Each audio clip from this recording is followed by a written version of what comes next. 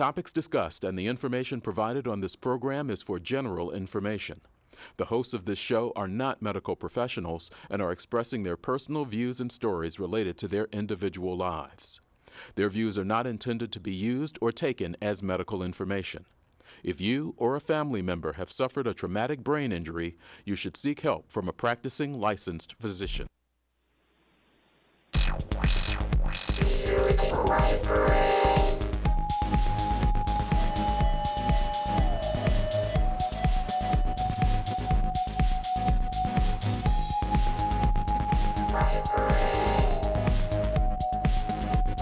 We hope to help you. We want you to know that there's some life after the hurt.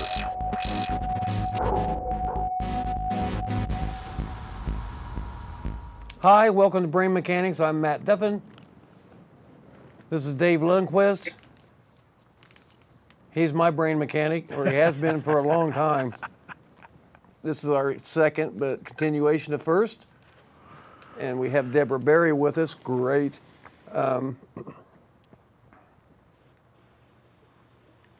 Again, uptown Richmond, Indiana, we're trying. You know, this country and city and state are battling it out for an election. I don't quite get it. What we should be battling is COVID, and we are. And if you don't believe in it, there's Dave Lunquist. Now you know somebody that had COVID. I'll keep hearing there, you know anybody who's got COVID? You know anybody who's got COVID? Well, I keep hearing that, and I knew like 3 people, and 2 of them had already passed away. And I'm thinking, my God, Facebook, quit it.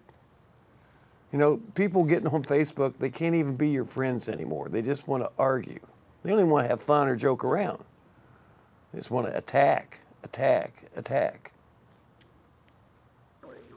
My God, I had a guy questioning my valor.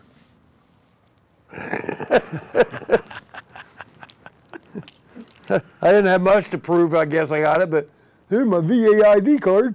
I mean, and he lives out in California. Big deal. Come on, this is what Facebook has turned into. You know, suddenly people are Marines and sailors and SEALs of all people. No, you ain't no SEAL. I know them. I worked with them. So, Facebook's not good for the brain injury. But what is good for the brain injury is Deborah Berry. A totally different aspect and a new light and a bright, shiny one. And she's back again. I don't think she left. We look like we're dressed the same. So, hi, Deborah. When I do back-to-back shows, I usually try, well, no, I don't. Change the shirt or something. But anyway, we're fine. David asked you about how to work with students, and what was the actual question? Well, I loved it. I got that brain memory.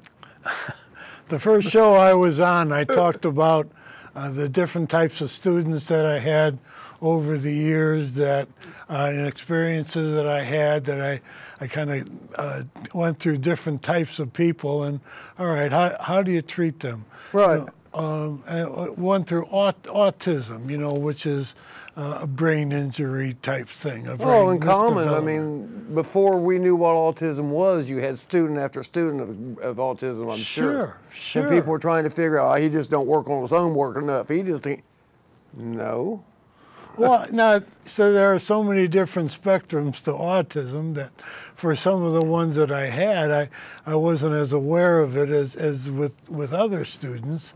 And the thing is, you know, get down on their level. They probably won't look at you, you know, but that's okay. That's okay. It's just like what I think for people who are senile, you know, to the point of, oh, what's the term they call it when dementia or Alzheimer? Yeah, well, you know, your brain's wore out. When you get older, your brain's a muscle. So as you get older and it's I don't care if you raise 19 kids or work controlling 35 people up their butt all night. You know, your brain's overworked. it starts wearing down and slowing down, just like your body, just like your legs when you lose problems. Trust me. But even but even people with Alzheimer's, you know, dementia, you know, how do you treat them?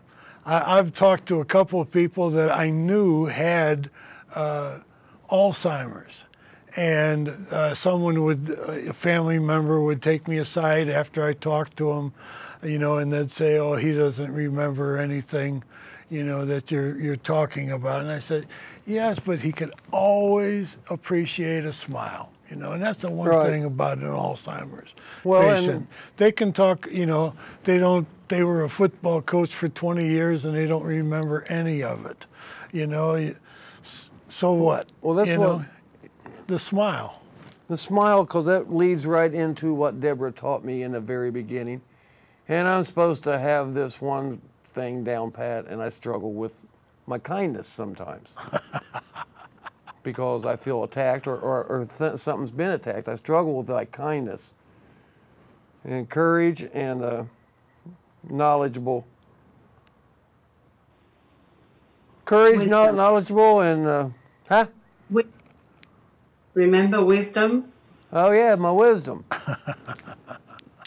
I met all these categories at once because Deborah Berry taught them to me, as did many doctors, therapists I saw afterwards. They're trying to teach me the same basic skills that some wondrous woman I found online just searching for brain injury information was Deborah Berry. So, bravetothecore.com could lead you to one of my mechanics. Deborah? You know, it's interesting, Dave, when you talk about, you know, and, you know, people with autism and, you know, dementia and all of that sort of thing. There's two things that I discovered about my calling a few years after I had a brain injury. And the brain injury taught me a lot about myself on my recovery. And it was on that journey, you know, looking at who I was, not what had happened to me, but I started to really identify who I was. And there were two things that happened that were very specific. One was I remember going to a brain injury meeting, and there were mostly brain injury people there, a neurologist, a doctor, and a couple of caregivers. And the majority of people that were there looked like they had a brain injury. And to be honest, and anybody that is caregiving someone like this would understand, it looked like nobody was home. They were very broken up in their physical body. And they just assumed that I was a medical provider or a doctor or a counsellor.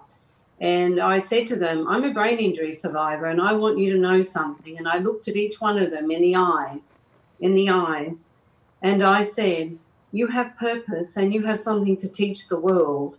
And you may not know it now, but through your creativity and through your insight of what you're learning from what you live within your own body, you will teach people more than you could ever imagine. So don't give up and feel you have no value and worth.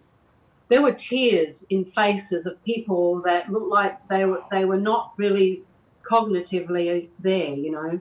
A few years later, I met a man who'd had a stroke and he was in a wheelchair all broken up. And I just looked at him and I was kind, but I would talk to him like he was just like everybody else because he is inside.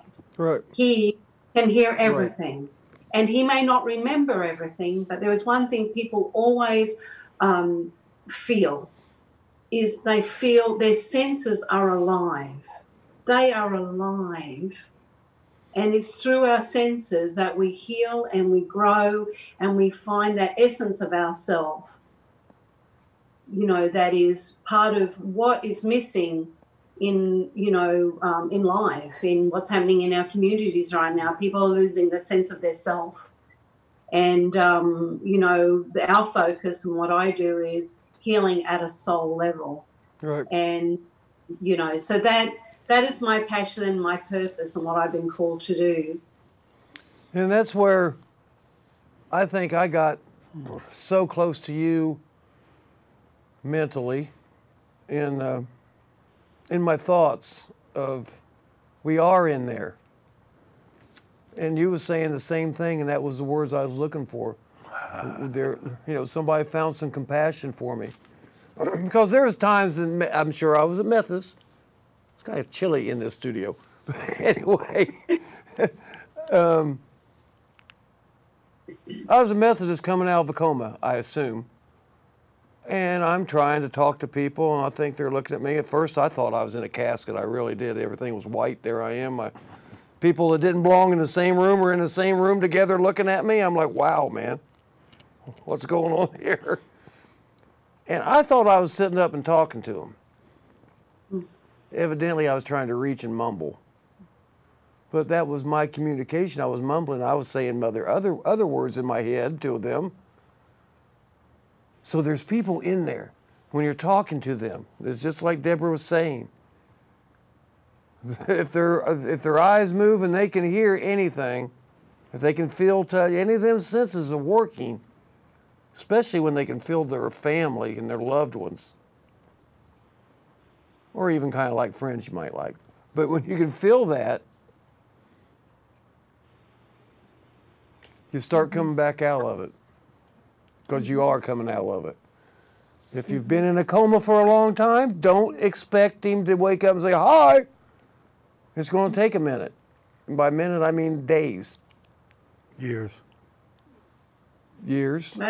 Decades. And, you know, I think that this applies to anybody that's been in shock and dealing with an unexpected, you know, trauma or anything, even if you've like lost your job and you're dealing with the COVID right now, and I'm maybe talking to people that are not brain injured, but maybe they're caregivers. I mean, right. People don't know how to deal with loss. You know, loss is very tightly entwined with it all. And I learned that watching my son on life support, brain dead for right. 20 days. And he was 2 years old. And, you know, nurses and doctors, they're detached. They've got a job to do, and it's very hard for them to share compassion. Some do, some don't know how to. And there's a lot of people that don't know what they're doing because they don't know how to deal with their, even medical providers, even your doctors and things, people you go to for advice. They're human beings. A lot of them don't know actually how to deal with loss. Right. And you know, we have expectations, but we want them to understand, and they don't, because they've not even addressed their own stuff that might have happened when they were a child. And, you know, I didn't realise until years later that, you know, I had a brain injury when I fell down a flight of stairs when I was 2, how it impacted on my learning, that I was dyslexic. And I would have been diagnosed with ADHD. And, you know, then when I had a brain injury, I had to relearn it all again. And and if, you know, you can have a brain injury and start recovering, but it takes time to build memory. And to build memory, the body holds memory in it. So even if you don't remember something, don't worry that you're remembering a thing. Let go of that, I have to remember. Just know that your body is its own own little brain that's connected to the nervous system, and so is the heart. And if you do things from the heart and creative things, I learned how to, when I was writing my book, I couldn't even remember what I just thought in my head. It took me years to write a book. And then now, like for me to sit and do an interview, I don't worry about remembering like I used to. I used to be able to see things like it was on a notepad in my brain. I don't do that anymore. I remember by this. And if someone said to me, you know, write notes. If I have to keep remembering to look at the notes, I forget to look at the notes. So all I need to know is the basis of the story and talk from my heart. But then we need to know when to be quiet and say, okay, Matt, over to you. Yeah, and that comes with brain injury or just people excited about their interest. With brain injuries, it's always on our sleeve of our shoulder. We can always throw it off. We can always talk about it. I can talk all day long. Of course, some of it's the medication they give me, but, you know. What are you going to do? Die, lay down, forget about it? go away,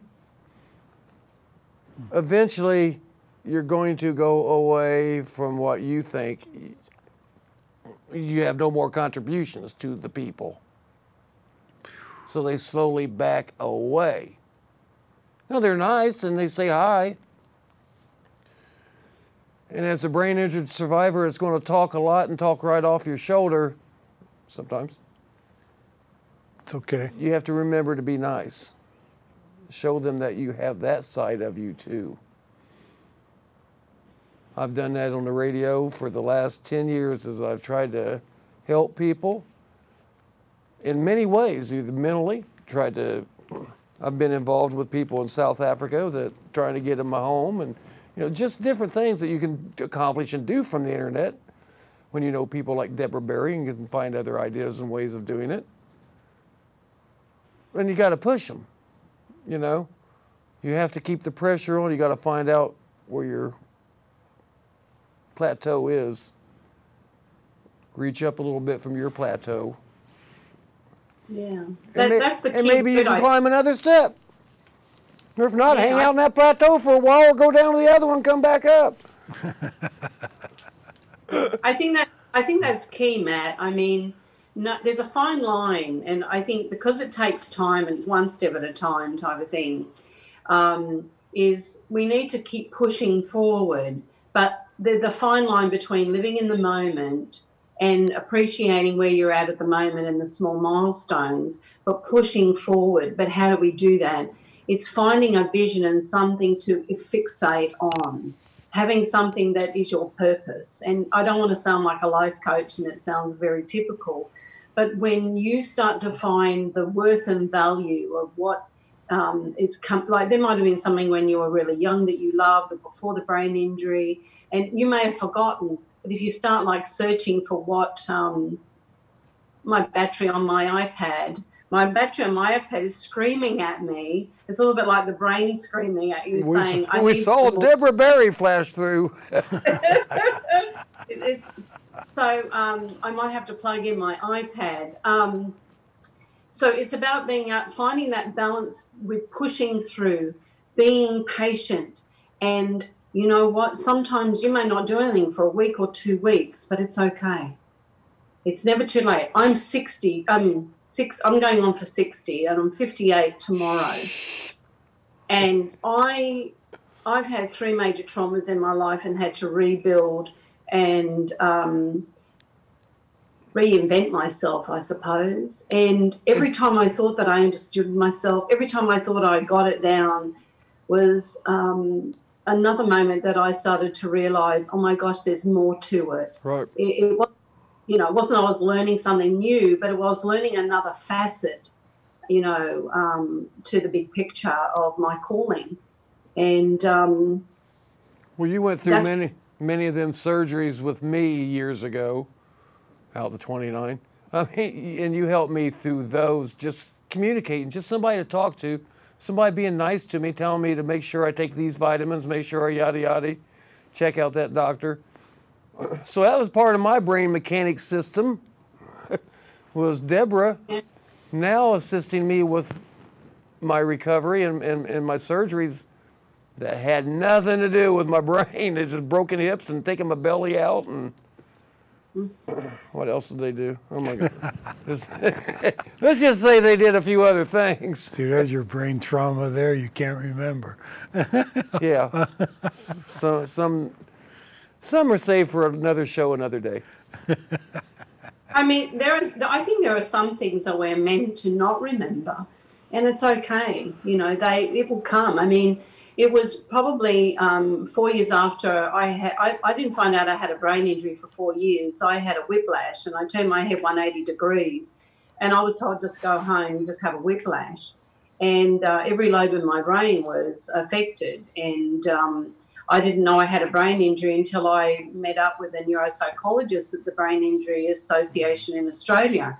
And she said to me, I don't know what you've done, but she says, oh my gosh, it's a miracle that you are where you are. And basically, I took a holistic approach, and but it was a couple of years later that I actually figured out, no one told me, but I was just praying. You know, I just realized one day I couldn't read a book. I couldn't remember what I just read. Even if I was listening to an audio book, it would be like I couldn't worry about remembering the story, even the premise of the story. I just got into the feeling and the essence of the story. And then I realized one day that I couldn't, there was something missing. And I said, I realized in my everyday life I couldn't be creative and practical at the same time.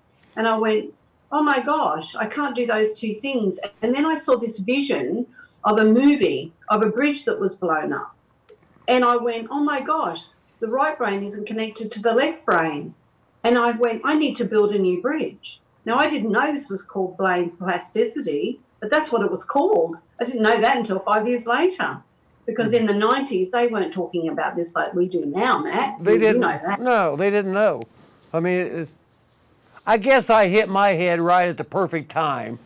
But, you know, Dr. Malik, one of the world's greatest, I mean, you know, there's just things that he explained and was able to send me to schools and teach me and learn me. And so I went the book route, imagine that, you know, in my way of recovery, I guess.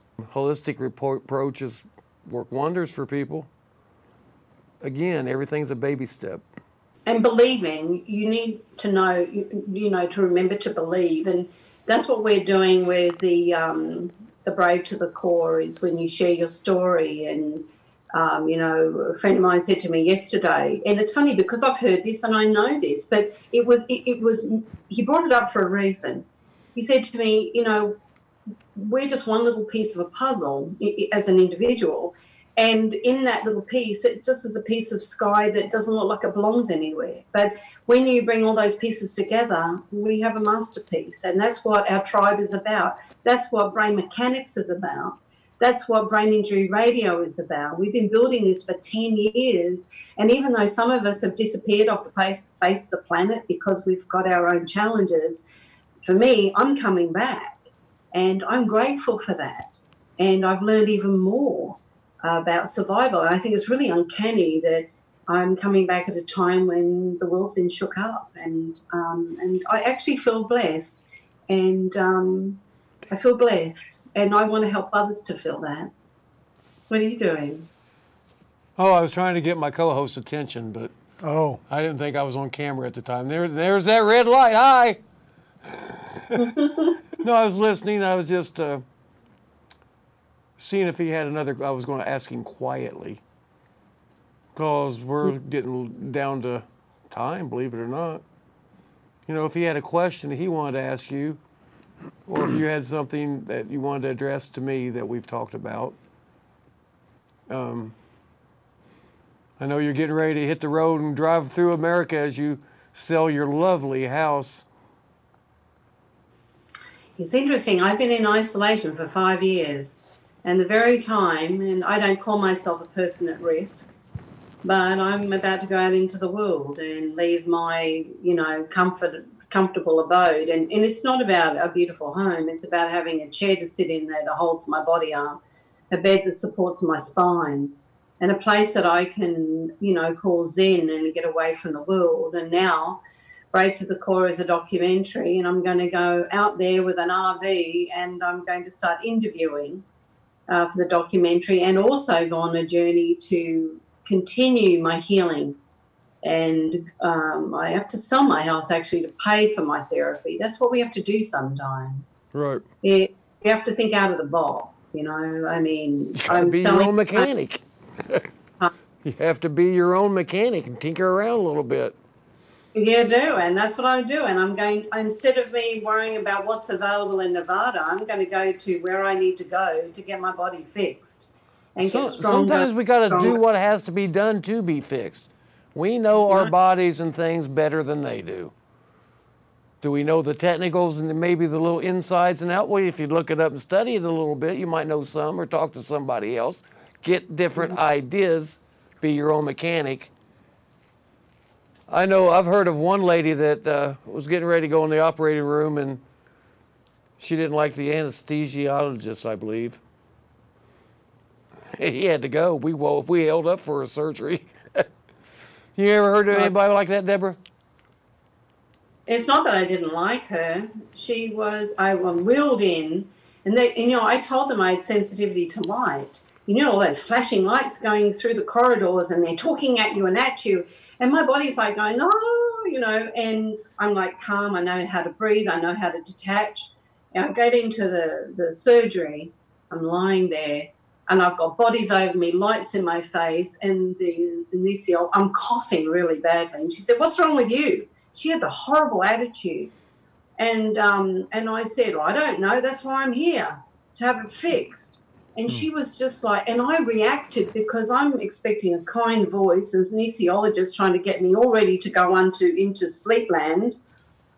And I said to her, "I don't want you to touch me." She said, "I don't want to touch you." And the surgery was ended.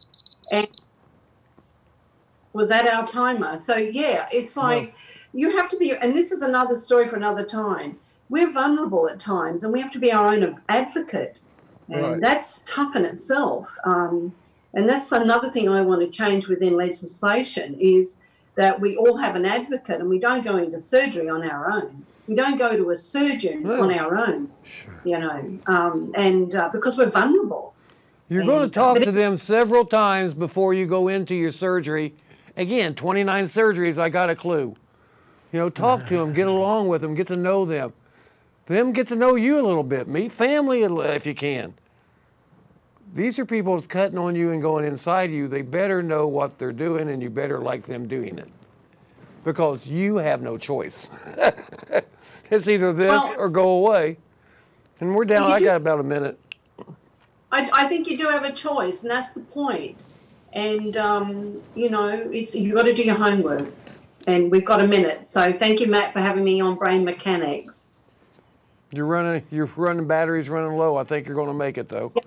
Yeah, we do. Thank you for having me on Brain Mechanics. Thank you. Lovely to meet you, Dave. Pleasure. Thank you so much, Deborah. I'm enlightened. Oh, and she'll be back. And something tells me she's going to drive through Indiana in that big RV. She better. Okay. I know it. And putting together some interesting folks that have survived beyond the world's imagination.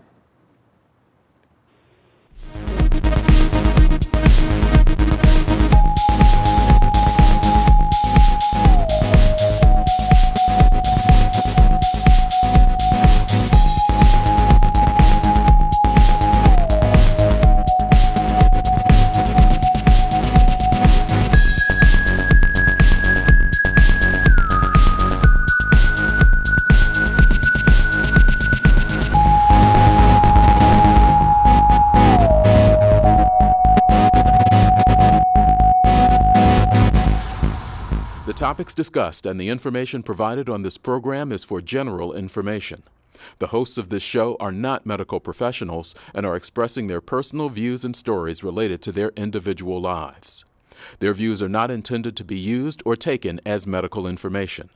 If you or a family member have suffered a traumatic brain injury, you should seek help from a practicing licensed physician.